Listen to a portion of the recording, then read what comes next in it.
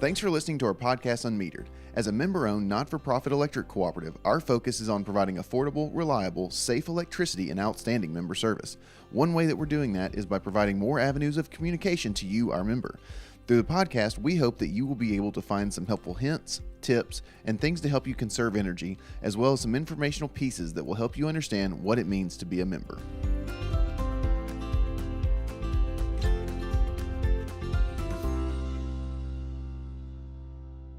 Welcome back to Unmetered. Thanks for joining us again this week as we continue on talking to some of the leadership here at Middle Tennessee Electric. This week we have Gray Bateman, Vice President of, explain your title to me because it's gotten a bit longer. It's a little long. Vice President of Human Resources and Corporate Services. And Corporate Services, that's the new piece that has been added as within the last couple of years.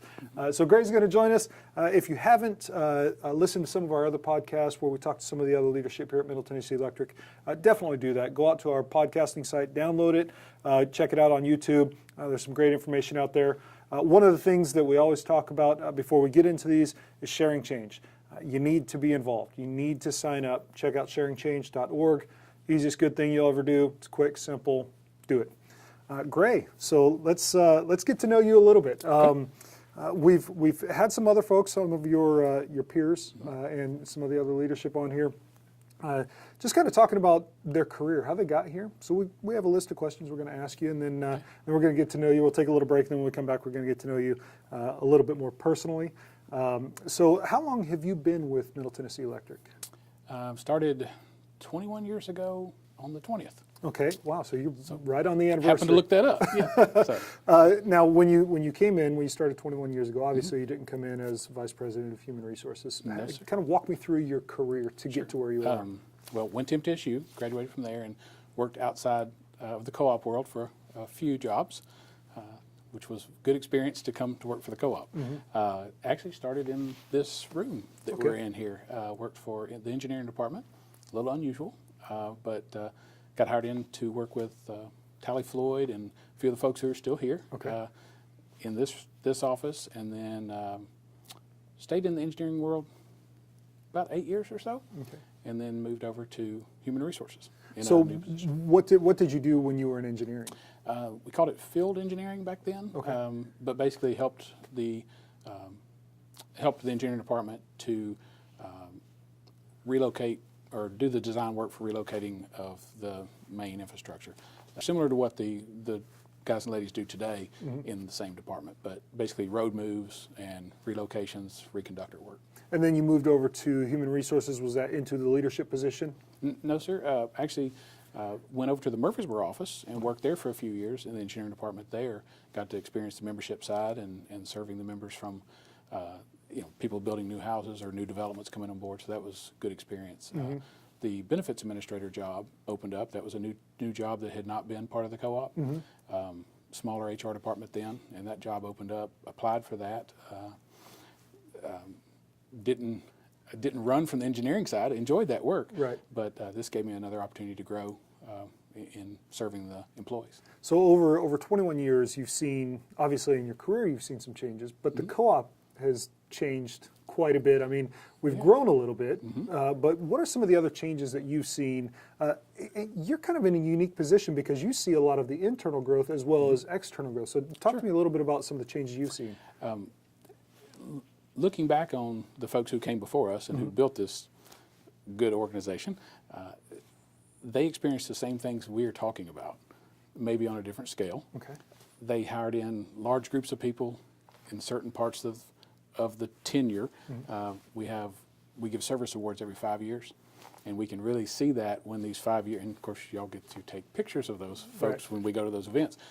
They grow and then they shrink and they grow, and that's that ebb and flow of the change of the co-op. Some of them move on to other jobs and things, but most of the time it's just we only needed 10 that year.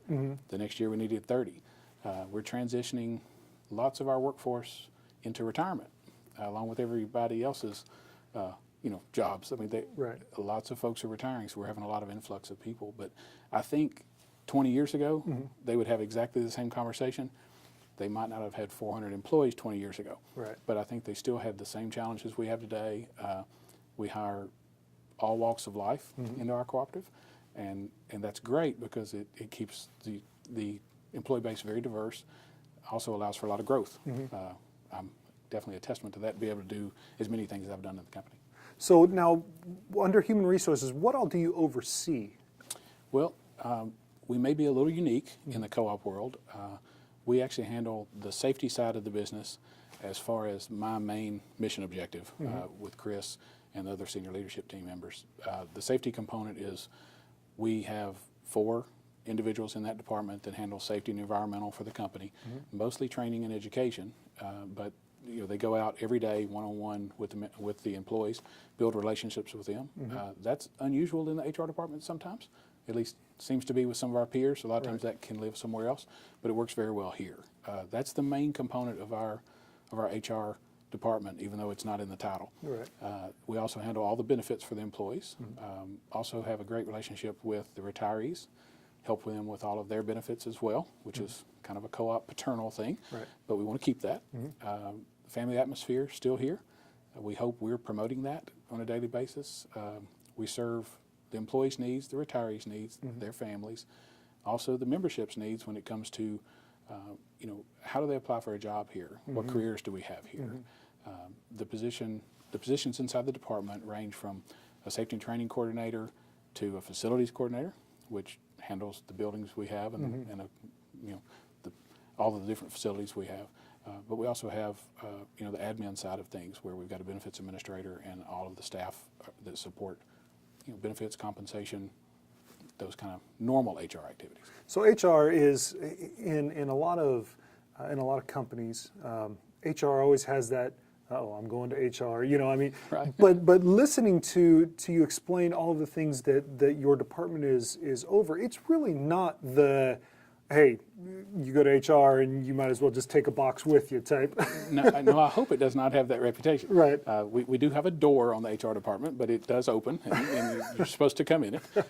We encourage our employees to contact us on anything they need. Chris's position of an open door policy, we definitely have that ourselves. The jobs that we have in there are so diverse that we get to interact with the employees on a very regular basis. I think that helps build those relationships where the trust is there. We aren't a company that has to deal with a lot of HR issues or personnel issues because we hire good quality, character-driven, integrity-driven individuals. It kind of takes care of itself a lot. So that leads me to a great question. What is it that what is the success behind your department? Well, to be humble, I can't take all the credit for that, but in any way, shape, or form. Right. Those who came before us built a very solid reputation that we're fortunate to get to carry on. But I think one thing that we've done under the last few years of change is really tried to focus on the employee and tried to focus on making and helping them become successful, which in turn helps us become successful. But I think we have servant hearts in our group. Throughout our company, but in our group for sure, they're dedicated to making sure the employee gets anything that they need to better themselves in their position or in any position they apply for. So how does that work towards the overall success of the company? Well, I mean, cheesy comment would be happy wife, happy life kind of situation. Right. To put that into context here, I think if the employees have good benefits and are paid fairly, then that's just one component of it. But if they're treated fairly, respectfully, kindness is forefront there. I think they understand they're trusted and that we trust them from a leadership team towards the employees. So I think that really helps in the success of the whole organization, is that there isn't that uneasiness of someone in HR is calling you or someone in HR needs to talk to you. In some businesses, that isn't a good call. Right. Here, it's just another call. So that's awesome. Gray, we're going to take a quick break. When we come back, we're going to get to know you a little bit personally. I really enjoy hearing about the professional aspects of what it is that you do and what the other leadership does. But this next part, it's fun. It's fun. Okay. So hang on. We'll be right back. One of the issues that we deal with caring for children with special needs is that they are many times locked out of having typical opportunities that kids who don't have special needs have access to. The foundation has been giving us grants to help them be able to go on field trips and participate in typical activities like going to the swimming pool at MTSU, getting tennis lessons with the tennis players at MTSU, going to the bowling alley, going to Bounce U, and various trips of that nature.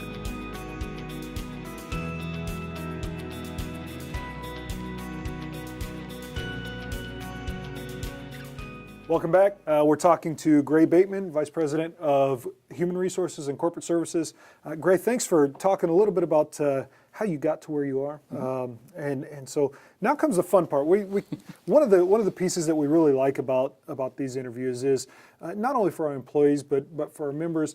It really takes and puts the personal aspect, the human aspect, if you will, to the folks that run the co-op. And your position professionally is a unique one, and your career path to get to where you are is not something that you would think when you talk about somebody who's over HR. Not normally. So these questions, they're just some lighter questions, just some fun ones. What is the one thing that you would say makes you the happiest? Well, I'll cheat a little bit and tell the group that you gave me the questions. That's right, I did. Somewhat early, so I had a little bit of time to think. One of the most unique things I think is seeing a sunrise and seeing a sunset that is just, makes you stop and look at it. Where I live on the co-op system, I can come two ways to work. I can come through town, which is always fun, with all the traffic and new construction we have, right. or I can take 840. Well, when I come up 840 and come onto the 24 interstate, there's a fairly large bridge there. And off to the left, I can see the sunrise, depending on what time of year it is, right. or what time I'm coming to work. But that's always very, very fulfilling to see a beautiful sunrise. The flip side of that is my office windows face the west, and depending on what time of year it is, we get some really pretty sunsets. Looking back across that way, right. Depending on if I'm in the office or not. But the folks in my office, the staff in my office, will walk by and will remind me that that's a pretty sunset because I'm normally not facing it. So it's kind of a little bit of a joke in the department. They actually will come in my office to see it because I happen to have the windows that can right. face that direction. But to me, it's simple, but it just always puts me at peace, to see a beautiful sunset or something. Start and finish of the day. That's awesome. Who's your hero? Who's someone that you look up to? That was a hard one. Easy one and hard one. There's a lot of folks who've influenced me, and I'm not one to idolize a sports figure or anything like that. There's many great ones of those, but really just think about my parents. Yeah. They sacrificed a lot to give to us as kids, and raised by a village. Fortunate to have lots of family members influence me, but they're still with us, so we still get to see them a lot, and I think I wouldn't be who I am if it wasn't from that influence with them. So really just my parents. That's great. Are you a traveler? Do you like to get out, travel a little bit? Some. We don't go too far. Favorite place to visit? Some will think this is funny, but my wife loves to visit the beach, and my daughter loves to visit the beach. I like to go to the beach, and I will enjoy it while we're there. We've gone to Walt Disney World a few times and gone enough to know what we don't like there. So if whenever the kids are off in college and moved away, that's probably going to be our spot to run down, because we can go to the beach a little while and then we can go over there a little while. And so I don't really have a wonderful, I've been there, would love to go back. Yeah. But that's the general area would be, I guess, the beach. The beach. Favorite thing to eat? Steamed shrimp. Really? Yeah, I can eat more than I should have. So when you head to the beach, we know. Yeah, and that's the nice thing about going there. You can get fresh seafood. Yeah. So. Now you when we talked about your hero, you said that you didn't really idolize a sports figure. Is there a certain sports team that you follow that your favorite team is? No, in high school it was the Redskins, and that's only because a buddy of mine loved Johnny Riggins and the rest of that crew. So I've kind of followed them, but I always root for the underdog. Yeah. Here, living close to Nashville, we've had an opportunity to do that a little bit, haven't we? But in the Super Bowl the other day, I was all for Atlanta. Yeah. Only because I just, I didn't want them to win another. Yeah. But it's great. But I don't really. I like baseball and football. Don't do too much basketball. But So with baseball, no. I mean, you were probably pretty happy with the Cubs, the Yeah, world underdogs coming so, back. Okay.